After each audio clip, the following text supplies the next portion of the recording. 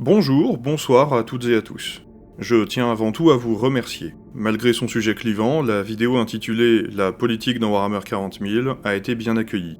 La majorité des commentaires étaient bienveillants et certains ont donné lieu à des discussions intéressantes. J'ai tâché de répondre à chacun d'entre eux, mais c'est si chronophage que j'ai échoué, et c'est une des raisons qui me pousse à sortir cette nouvelle petite vidéo. Il me semble honnête de ne pas faire l'autruche et d'apporter donc quelques précisions ici. Tout d'abord, quelques critiques que j'ai vu revenir plusieurs fois dans les commentaires. La vulgarité.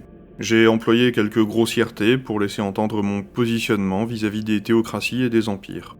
Cet usage m'a été reproché et je dois reconnaître qu'avec du recul, je suis d'accord avec ces reproches. Cela nuit à la vidéo, et si c'était à refaire, je le ferais autrement. Ensuite, j'ai lu pas mal de commentaires cherchant à contredire mon propos en argumentant sur une exception inscrite dans l'œuvre. Je m'y attendais au point d'en parler dans un script précédent, mais je m'en suis finalement passé. Je vais donc y répondre, de manière globale ici. L'univers de Warhammer 40 000 a été écrit sur près de 40 ans par des dizaines de mains différentes. Des exceptions à presque toutes les règles de l'univers décrit ont donc été ajoutées, puisque les personnages des romans, et dans une moindre mesure les personnages des figurines, ont quitté l'anonymat de la base de par leurs actes exceptionnels. Si Bébert le commissaire n'existe pas alors que Yarrick existe, c'est parce que Yarrick a eu un rôle prépondérant dans la guerre d'Armageddon, un bras bionique récupéré sur un orc, a tenu tête à Ghazghkull, et ce dernier l'a laissé partir pour continuer à faire la bagarre. La différence entre Bébert et Yarrick, l'un d'eux est une exception. Il s'agit d'un procédé narratif si basique qu'il est intrinsèque à l'existence du héros. D'une part, ce n'est pas l'exception qui est le sujet de la vidéo, puisque j'aborde les fondamentaux de l'univers décrit, et d'autre part, si je devais m'arrêter sur chacune d'elles, la vidéo n'aurait aucun sens.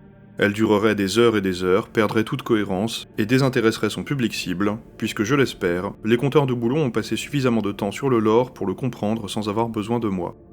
Enfin, un point qui est revenu de plus en plus au fil des jours, la question de l'Inquisition. Comme il m'a été suggéré avec plus ou moins de cordialité, je suis allé renforcer ma culture sur ce point, et effectivement j'en dresse un portrait tel qu'il est fait dans les œuvres littéraires et cinématographiques. Un portrait qui est historiquement incomplet, mais pas faux. Pas faux, car sur la très longue existence de l'Inquisition et des différentes évolutions qu'elle a connues, ces exactions se sont effectivement produites.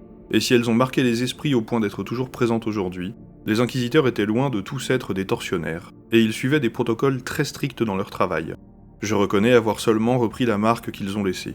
Cependant, il semblerait que l'Inquisition espagnole dans ses premières années, sous le grand inquisiteur Tomás de Torquemada dont je parle dans la vidéo, a effectivement été en roue libre, et le pape lui-même a dû mettre un stop. De plus, le portrait qui nous est dépeint de l'Inquisition dans 40K reprend cette image très sombre et symbolique, que ce soit dans les artworks, les figurines ou les excellents codex de la V3. Je pense que par conséquent, l'exemple de l'Inquisition dans ma vidéo n'est pas invalidé. Voilà en ce qui concerne les critiques, dont la redondance les dissocie de certaines élucubrations esselées, et ont donc attiré mon attention sur des erreurs de forme et de fond. Certaines viennent de mon inexpérience de ce mode d'expression, mais c'est parce que la chaîne est toute petite et que ma vie ne dépend absolument pas de son existence à ce stade que je peux aborder un sujet comme celui-ci. Pour le reste, encore une fois, toutes mes excuses. Maintenant, un petit message envers ceux qui m'ont découvert avec cette vidéo et se sont abonnés. Je n'ai pas de ligne éditoriale précise pour le moment, je navigue à vue. Aussi ne vous attendez pas particulièrement à voir surgir des sujets aussi sérieux avec récurrence. Je suis en ce moment sur des rapports de bataille narratifs, et d'ailleurs le prochain sort demain à 17h45. Il est le 3e chapitre de l'arc Reflet envoûtant qui prend place dans l'univers de Warhammer 40 000, et je vous invite à rattraper les 1er et 2e chapitres pour mieux l'apprécier. Ce sont des vidéos assez courtes dans lesquelles j'exerce ma plume. Ne pas connaître les règles des jeux utilisés n'a aucune importance. En attendant, je dois apparaître dans une interview faite par Xuork sur la chaîne de NetEpic ce soir même. On y parle de mon parcours dans le hobby, des débuts de mon aventure sur YouTube, ainsi que d'un de mes jeux préférés. Je ne suis pas rompu à l'exercice, alors j'espère que vous ne passerez pas un mauvais moment. Sur ce, je vous dis à demain pour le rapport de bataille, et bonne peinture.